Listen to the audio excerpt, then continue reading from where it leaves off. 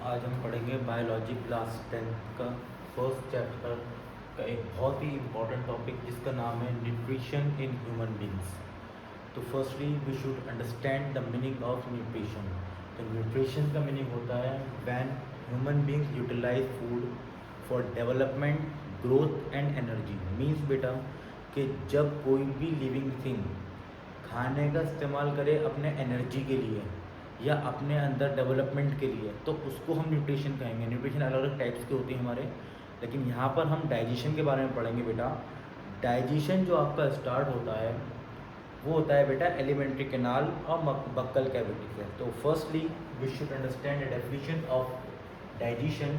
Digestion in human being is the process by which complex food is broken down into simple soluble substance that can be absorbed and used by the body।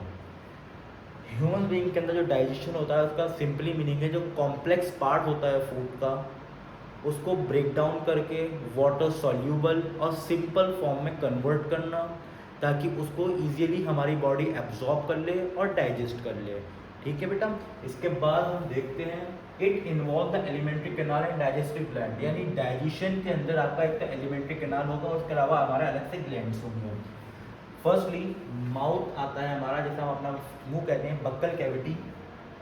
Digestion begin here, food is chewed and mechanical digestion start by the salivary gland. यानी जब हम खाना खाते हैं तो वहीं से हमारा डाइजेशन का प्रोसेस स्टार्ट हो जाता है और हमारे सलाइवरी ग्लैंड के अंदर सलाइवरी अमाइलिस निकलते हैं आपके, जिसकी वजह से हमारा मैकेनिकल डाइजेशन हमारा मुंह के अंदर ही होना शुरू हो जाता है। Esophagus. Esophagus is also known as the food pipe.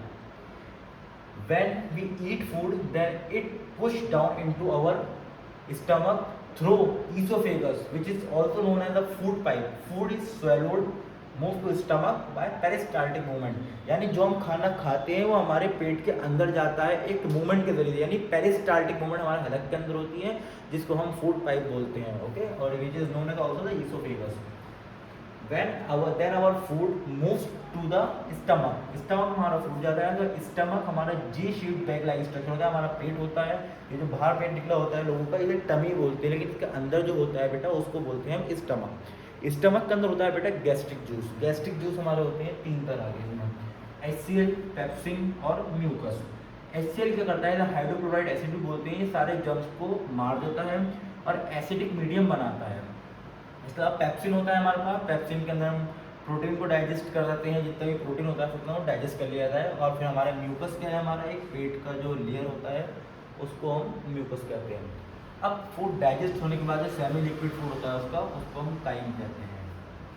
फिर हमारा फूड बेटा स्मॉल इंटेस्टाइन में आता है, this is the main site of digestion and absorption. यहाँ पर हमारा मेन डाइजेशन एंड एब्जॉर्प्शन होता है। यहाँ पर हमारे कुछ सलाइवरी ग्लैंड्स हैं, हमारे कुछ अलग से ग्लैंड्स हैं, एसोसिएटेड ग्लैंड्स होती हैं जिसे हम डाइजेस्टिव ग्लैंड्स भी कहते हैं। जैसे कि लीवर के अंदर से बाइल जूस निकलता है जो गाल ब्लैडर के अंदर स्टोर तो होता है, लेकिन ये काम क्या करता है, ये फैट को तोड़ता है, ये फैट को ब्रेकअप कर देता है। Then after pancreas secrete pancreatic juice containing enzyme. Pancreas के अंदर से पैनक्रियाटिक जूस निकलता है जो कि प्रोटीन को, फैट को और कार्बोहाइड्रेट को डाइजेस्ट कराता है। Large intestine, water and some salt are absorb here. और इस लार्ज इंटेस्टाइन में क्या होता है, कुछ वाटर और सम सॉल्ट हमारा एब्जॉर्ब हो जाता है। और लास्ट में एनस के जरिए से हमारा जो अनडाइजेस्ट पार्ट होता है फूड का वो हमारी बॉडी से रिमूव हो जाता है।